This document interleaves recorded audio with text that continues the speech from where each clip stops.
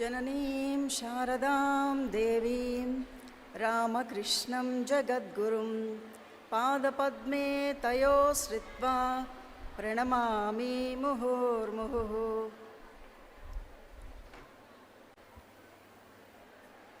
మాతృత్వంలో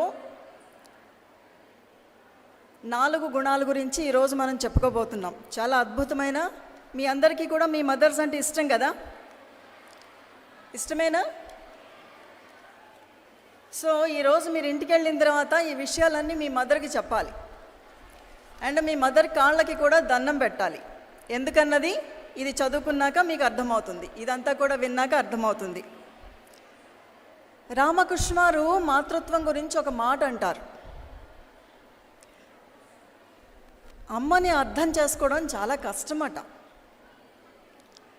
మాతృత్వము అవగాహనకి అతీతమైనది అని చెప్తారు. ఎందుకు ఇట్లా చెప్పారు? ఎక్స్క్యూజ్ మీ, కొంచెం సైలెంట్గా వినండి అమ్మా. ఎందుకలా చెప్పారు? సన్యాసం తీసుకున్న స్వామీజీలు కూడా తల్లికి దండం పెట్టాలట. తల్లి యొక్క గొప్పతనం అది.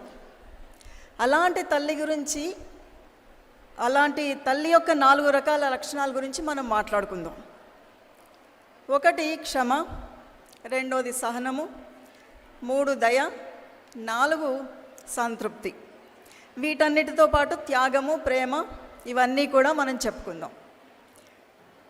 ఎందుకు అమ్మని అంత గౌరవించాలి? ఎందుకు అంటే నిస్వార్థ ప్రేమ. తల్లి ఎప్పుడైనా ఏదైనా ఆశిస్తుందా? ఆశించదు. నిస్వార్థ ప్రేమ, మనోనిగ్రహం, పిల్లల అవసరాల కోసం తనవన్నీ కూడా తను వదిలేసుకుంటుంది.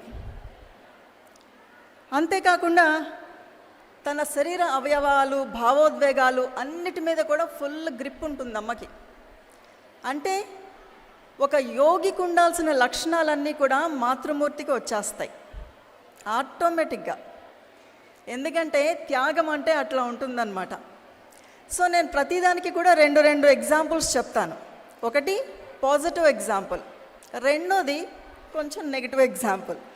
ఎందుకు అంటే చెడు ఉన్నప్పుడే మంచి యొక్క హైలైట్ ఎప్పుడవుతుందంటే చెడుని, రెండింటిని కంపేర్ చేసినప్పుడే మనకి ఇంకా బాగా తెలుస్తుంది అనమాట. మీకు ఎవరికైనా మహారాణా ప్రతాప్ తెలుసా? చేతులు ఎత్తండి. ఎవరికి తెలుసు మహారాణా ప్రతాప్? ఒక్క ఆవిడే ఎత్తారు, కొంతమంది ఎత్తారు అక్కడ. Okay, got it. Maharana Pratap తండ్రి ఉదయ్ సింగ్. ఇక్కడ ఉదయ్ సింగ్ గురించి, మహారాణా ప్రతాప్ గురించి నేను చెప్పబోవడం లేదు. ఉదయ్ సింగ్కి చిన్నప్పుడు ఒక ఆయా ఉండేవారు. ఆవిడ పేరు పన్నాబాయి. ఎందుకు పన్నాబాయి గురించి మనం చెప్పుకోవాలి? ఈవిడ గురించి చెప్పుకున్నప్పుడు అసలు ఆశ్చర్యం వేస్తుంది. ఒక పర్సన్ ఇట్లా ఉండొచ్చా అన్నది మనకి ఎంతో ఆశ్చర్యాన్ని కలిగిస్తుంది అనమాట. మాతృత్వంలో త్యాగానికి పరాకాష్ఠ అని చెప్పచ్చు పన్నాబాయి. ఏం చేశారు ఈవిడ? మహారాణా సంగ, ఉదయ్ సింగ్ తండ్రి, అతను చనిపోయిన తర్వాత ఈ బ్రదర్స్ అందరిలో కొంచెం గొడవలు వచ్చి రాజ్యం కోసం ఒక్కొక్కళ్ళు కొట్టుకుని చనిపోవడం అది జరుగుతుంది. ఈలోపు ఉదయ్ సింగ్ మేనల్లుడు తను మిగతా వాళ్ళని కంట్రోల్ చేసి ఉన్న ఒక్క ఉదయ్ సింగ్ని కూడా చంపేద్దామని చెప్పి వస్తాడనమాట. ఉదయ్ సింగ్ చాలా చిన్నపిల్లవాడు, అప్పుడు నిద్రపోతూ ఉంటాడు. ఈ పన్నాబాయి తన కొడుకుని ఉదయ్ సింగ్ని కూడా నిద్రిస్తూ ఉంటుంది, జోలపాట పాడి. ఇవన్నీ తెలియదు కదా ఆవిడికి. సో అలాంటి టైంలో ఇతను వస్తున్నాడు అనే వార్త తోటమాలి ద్వారా తెలుస్తుంది ఆవిడికి.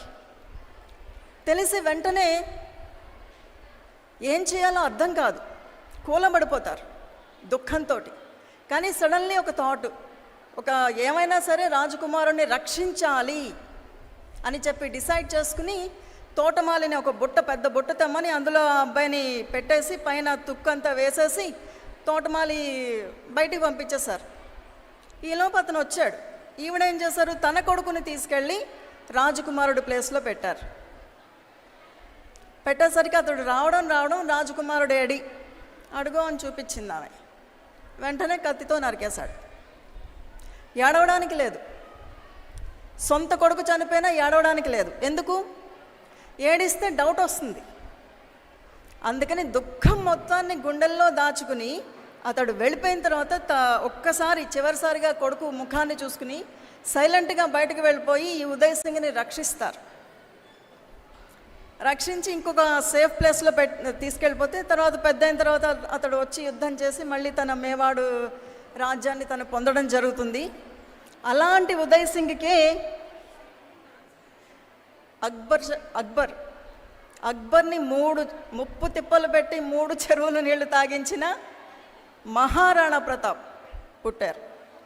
సో ధర్మరక్షణ కోసం ఆయన ఎంత స్ట్రాంగ్గా నిలబడ్డారో అన్నది కొంత చరిత్ర పట్ల ఇష్టం ఉన్న వాళ్ళందరికీ కూడా కొంత ఐడియా ఉంటుంది.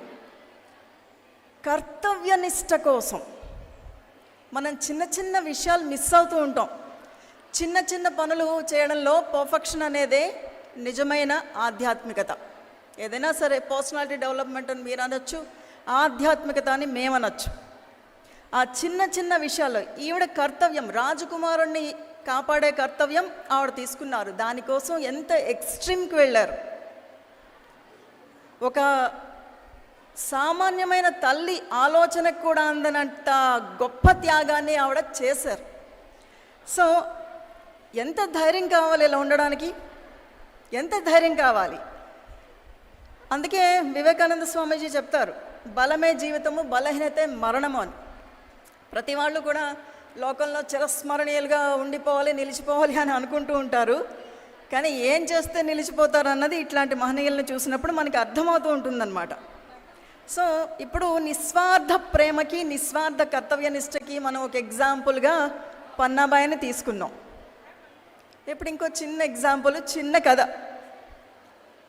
నిస్వార్థతకి ఇది చెప్పాము, స్వార్థపూరితం అనేది ఎట్లా ఉంటుందని చెప్పుకోకపోతే మనకి దీని యొక్క గొప్పతనం ఏంటి అన్నది అర్థం కాదు.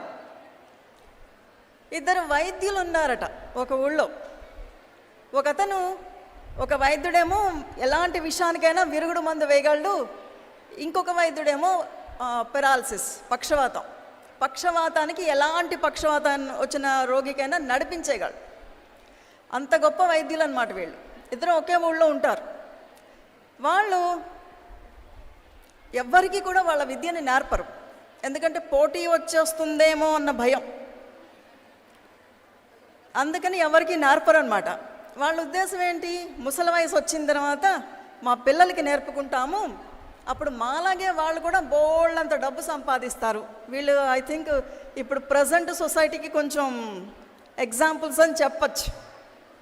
సో దేనికి ఇంపార్టెన్స్ ఇవ్వాలి, దేనికి ఇవ్వకూడదు అనేది చాలామందికి తెలియడం లేదు. వీళ్ళలాగే రాజుగారు వచ్చి అడుగుతాడు, ఎవరో ఒకరికి నేర్పించు, మీ విద్య ఊరికే పోకూడదు కదా అంటే ఇతను అంటారు, లేదు లేదు మా పిల్లలకే నేర్పించుకుంటాము. సరే కాలం గడిచింది. కొంతకాలానికి ఈ పక్షవాతం మందు వేసే వైద్యుడు డాక్టర్ కొడుకు పరిగెత్తుకుంటూ ఇక్కడికి వస్తున్నాడు. దారిలో ఆ విషపు మందు వేసే డాక్టర్ కొడుకు ఎదురయ్యాడు. అరే నేను మీ ఇంటికే వస్తున్నాను, మీ నాన్నతో మాకు అవసరమైంది, మా నాన్నని పాము కరిచింది. అయ్యో నేను కూడా మీ ఇంటికే వస్తున్నాను, మా నాన్నకి మీ నాన్న అవసరమైంది, మా నాన్నకి పక్షవాతం వచ్చి నోరు చెయ్యి పడిపోయింది అన్నాడంటే ఆ కొడుకు. 2 కూడా తలలు పట్టు కూర్చున్నారు, ఏం చేయాలో తెలియక. సో నిస్వార్థత అనేది ఎట్లా ఉంటుంది, స్వార్థపరత్వానికి రిజల్ట్ ఎట్లా ఉంటుంది అనేది ఇక్కడ మనం క్లియర్గా చూడొచ్చు. స్వార్థమైనదంతా కూడా అవినీతికరమే. అసలు స్వార్థాన్ని ఎట్లాగా మనము డిఫైన్ చేయాలి అంటే ఇదిగో ఇట్లాంటి చిన్న చిన్న ఎగ్జాంపుల్స్ ద్వారానే మనకి తెలుస్తూ ఉంటాయి. స్వార్థమైనదంతా కూడా అవినీతికరమే, నిస్వార్థమైనదంతా కూడా నీతిమయము అని చెప్పి స్వామీజీ చెప్తారనమాట. ఇక్కడ ఒకటే క్వశ్చన్, మనం నిస్వార్థంగా ఉన్నామా లేమా? నిస్వార్థంగా నిజంగా పరిపూర్ణమైన నిస్వార్థతనే అనేది కనుక చూపిస్తే ఏ మత గ్రంథము చదవక్కర్లేదు, ఏ గుడికి కానీ చర్చికి కానీ మసీదుకి కానీ వెళ్ళక్కర్లేదు అని చెప్తారు స్వామీజీ. పరిపూర్ణత్వం అంతా కూడా నిస్వార్థతలోనే ఉంటుంది. సో అందరికీ దుఃఖాల నుంచి బయటపడాలి. దానికి రెమెడీ ఏంటి అంటే నిస్వార్థతే. స్వార్థపరుడికి జీవితం అంతా కూడా దుఃఖమయం. ఒకసారి ఒక ఒక చిన్న అబ్బాయి 8th క్లాస్ అబ్బాయి నా దగ్గరికి వచ్చి అన్నాడు అనమాట, ఎందుకు మంచి వాళ్ళకి భక్తులకి ఎప్పుడు కష్టాలు వస్తాయి అని అన్నప్పుడు నేను అడిగాను, హౌ కెన్ యూ డిసైడ్, నువ్వెలా డిసైడ్ చేస్తావు అంటే, లేదు నేను చదివిందంతా కూడా అట్లాగే ఉంది, ఎప్పుడు కూడా భక్తులకి మంచి వాళ్ళకి కష్టాలే వస్తాయి, అప్పుడు మంచిగా ఎందుకు ఉండాలి. అప్పుడు నేను ఒకటే చెప్పాను, నాయనా భక్తులు మంచివాళ్ళు కూడా నీ గురించి అలాగే అనుకుంటారు, అరే వీళ్ళు చెడు చేస్తున్నారు, దాని రిజల్ట్ ఏంటో తెలిస్తే ఎవడూ చెయ్యడు కదా, నిలబడాలి సత్యం కోసం, నిస్వార్థం కోసం, పవిత్రత కోసం. ఎన్ని కష్టాలు వచ్చినా నిలబడాలి అన్నది ఇక్కడ మనకి ఎగ్జాంపుల్స్ ద్వారా తెలుస్తోంది. సో ఇప్పుడు సింపుల్ ఎగ్జాంపుల్ చెప్పాలంటే, దేనికి ఎట్లా ఉంటుంది అన్నది కొంత ఐడియా ఉంటే ఎవరు కూడా రాంగ్ పాత్రలోకి వెళ్ళరు, ముళ్ళ బాటలోకి వెళ్ళరు. రామకృష్ణ వారు చెప్పినట్టు, ఒంటె ఎప్పుడు కూడా ముళ్ళని తింటూ తన రక్తాన్ని తను తాగుతూ చాలా రుచిగా ఉంది ముళ్ళకంప అనుకున్నట్టు ఇలాగ చెడు వైపుకి వెళ్ళరన్నమాట. సో ఇది చాలా ఇంపార్టెంట్, ఈ విషయం మనం తెలుసుకోవడం. నాగమహాశయ ఇంటికి ఒకసారి ఒక భక్తుడు వచ్చాడట, ఆయన్ని చూద్దామని. వచ్చేసరికి ఆ రోజు పెద్ద వర్షము, విపరీతమైన వర్షం, చాలా అంటే అంతా జారిపోతోంది. తడుచుకుంటూ ఆ భక్తుడు వచ్చేసరికి నాగమహాశయ గబగబా వెళ్ళి టవల్ ఇచ్చి అంతా తుడిచి భార్యతో చెప్పారట, ఇతనికి వంట చేసి పెట్టు అని చెప్పేసరికి వంట సామానంతా కూడా తడిచిపోయింది, చేయడానికి లేదు. వెంటనే ఆయన ఇంటి కమ్మలు ఉంటాయి కదా, అవి విరవడం మొదలుపెట్టారట. అందరూ అభ్యంతరం చెప్పారు, అలా చేయకండి అలా చేయకండి అని. ఆయన అన్నమాట ఒకటే, నాగమహాశయ ఈ అబ్బాయి ఇంత వర్షంలో తడుచుకుంటూ నీళ్ళల్లో మునిగిపోతానని కూడా భయపడకుండా, పావులు ఏమన్నా కరుస్తాయని కూడా భయపడకుండా నన్ను చూడడానికి నా మీద ప్రేమతో వచ్చాడు. ఇలాంటి వాళ్ళకి ఉపయోగపడకపోతే నా ఇల్లు ఉండి కూడా వేస్ట్ అని చెప్పారట ఆయన. సో ఏది ఆనందం ఏది దుఃఖము అనేది చూసినప్పుడు నిస్వార్థత, ప్రేమ ఇవి ఆనందాన్ని కలిగిస్తే, స్వార్థము, ద్వేషము దుఃఖాన్ని కలిగిస్తాయి. స్వార్థం అంటేనే విపరీతమైన దుఃఖం అన్నమాట. సో ఒక చిన్న రామకృష్ణ వారు చెప్పిన ఒక చిన్న స్టోరీ నేను ఇక్కడ యాడ్ చేయబోతున్నాను. అడగకుండా తీసుకుంటే దొంగతనమే అంటారు ఆయన. చాలామంది పిల్లలకి నేను ఇక్కడ చెప్తున్నాను, దయచేసి ఎవరు కూడా ఇక్కడున్న పువ్వులని కొయ్యద్దు. ఒకళ్ళ వస్తువులను వాళ్ళ పర్మిషన్ లేకుండా తీసుకుంటే అది దొంగతనమే అవుతుంది. చెప్పాను కదా, నిప్పు అని తెలిస్తే మనం ముట్టుకోం, అందుకనే చెప్తున్నాను నేను. దయచేసి ఎవరు కూడా వితౌట్ ఈ ప్రెమిసెస్ పర్మిషన్ లేకుండా వేరే వాళ్ళవేవి కూడా మనం తీసుకోకూడదు. అది రామకృష్ణ వారంతా కూడా ఇట్లాగే నేర్పిస్తారు మనకి. సో ఎలా ఉండాలి, ఎలా ఉండకూడదు, ఏ దారిలో వెళ్తే మనకి అన్నిటినీ పొందుతాం, ఏ దారిలో వెళ్తే అన్నిటినీ కోల్పోతాం అన్నది రామకృష్ణ వారు philosophy, Swamiji philosophy and Sarada Mata philosophy చదివితే మనకి తెలుస్తుంది, అర్థమవుతుంది. ఇక సహనం గురించి మాట్లాడుకుందాం. సహనం వెంటనే మనకు గుర్తొచ్చే పర్సన్ ఎవరు అంటే, ఒక వ్యక్తిత్వం ఎవరైనా గుర్తొస్తారంటే సీతమ్మ వారు, శారదమ్మ వారు. రావణాసురుడట ఆవిడ్ని దొంగచాటుగా ఎత్తుకెళ్ళిపోయి జుట్టు పట్టుకుని లంకలో తన రాజభవనానికి తీసుకువెళ్ళి, ఓ సీత ఇదిగో చూడు, ఏంటది బంగారంతో చేసిన స్తంభాలు, గోడలు చూడు, ఈ బిల్డింగ్ అంతా కూడా బంగారంతో చేసిందే, ఈ వజ్రాలు పొదిగిన స్తంభాలని చూడు, రత్నాలు తాపిన మెట్లని చూడు, వీటన్నిటినీ చూసి నన్ను వరించు అంటాడు. మూర్ఖత్వానికి పరాకాష్ట. దానికి అమ్మ చెప్పిన మాట, ఇవేవి కూడా నా రాముడి కాలి గోటికి కూడా సరిపోవు. ఏకపత్ని వ్రతుడైన నా రాముడెక్కడా, పరాయి భార్యని దొంగలించి తెచ్చుకున్న నువ్వెక్కడా అని చెప్తారు. 1 సంవత్సరం పాటు రావణాసురుడి లంకలో ఉండి కూడా అంత పవిత్రత, అంత సహనం. చుట్టూ రాక్షస స్త్రీలు చేరి నువ్వు అంటే ఇది ఒక మనం ఊహించుకుంటే ఆ పెయిన్ మనకి ఊహకి అందదు అన్న సంగతి అర్థమవుతుంది. ఎలోన్గా ఒక్కావిడి, చుట్టూ శత్రువులు రాక్షసులు ప్రతిరోజు వచ్చి నిన్ను తినేస్తాము, నీ చేతులు నేను తినేస్తాను, హార్ట్ నేను తినేస్తాను, కిడ్నీలు నేను తినేస్తాను, ఒక్కొక్కళ్ళు వచ్చి ప్రతిరోజు. ఇంకా రావణాసురుడు కూడా ప్రతిరోజు వచ్చి నన్ను వరించు వరించు వరించు. నార్మల్ పర్సన్ ఎవరన్నా అయితే అసలు ప్రాణాలు అక్కడే పోయి ఉండేవి. సీతమ్మ వారి స్ట్రెంగ్త్ మనకి అర్థమవుతుందా? ఊహించగలమా? సో సహనంలో సీతమ్మ వారిని చూడవచ్చు అన్నమాట. అలాగే సంతృప్తి విషయంలో కూడా సీతమ్మ వారు ఒక సురబాల నా నగలు నువ్వే దొంగిలించేసావు అని చెప్పి శారదామాత మీద పడుతుంది. నా నగలన్నీ నువ్వే, తండ్రి తీసేసుకుంటాడు, ఆమె తండ్రి. ఈమెకేంటి భ్రమ, శారదామాత తీసేసుకున్నారు అని. వెంటనే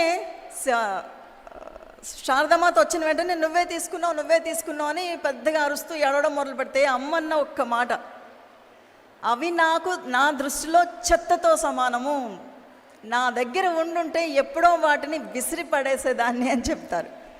సో ఇక్కడ కూడా వ్యక్తిత్వం యొక్క గొప్పతనము, అంటే వస్తువులకి మనం ఇచ్చే ఇంపార్టెన్స్ ఎంత చీప్, వ్యక్తిత్వానికి ఇంపార్టెన్స్ ఇస్తే ఎట్లా ఉంటుంది అన్నది మన అందరికీ తెలుస్తుందన్నమాట. సో ఒక చిన్న రిక్వెస్ట్, ఒక చిన్న బుక్స్ చదవడం ద్వారా ఇవన్నీ కూడా మనకి చాలా స్పష్టంగా అర్థమవుతాయి. అక్కడ చాలా బుక్స్ చిన్న చిన్నవి 10 రూపీస్ అట్లా ఉంటాయి, అంతకంటే ఎక్కువ ఉండవు. ఒక్క బుక్ కొనుక్కొని చదవండి. ఇవన్నీ మేము తెలుసుకున్నది బుక్స్ ద్వారానే. ఈరోజు ఇక్కడికి నుంచి మాట్లాడుతున్నామంటే అవన్నీ బుక్స్ ద్వారానే. సో చక్కగా వెళ్ళి బుక్స్ కొనుక్కుని రోజుకి ఒక 10 పేజీలు చదివేలాగా మిమ్మల్ని మీరు ట్యూన్ చేసుకోండి. చాలా అద్భుతమైన వ్యక్తిత్వాలతో మీ అందరూ తయారవుతారు. ఈ అవకాశాన్ని నాకు ఇచ్చిన మాతాజీలందరికీ నమస్కారాలండి. Thank you so much.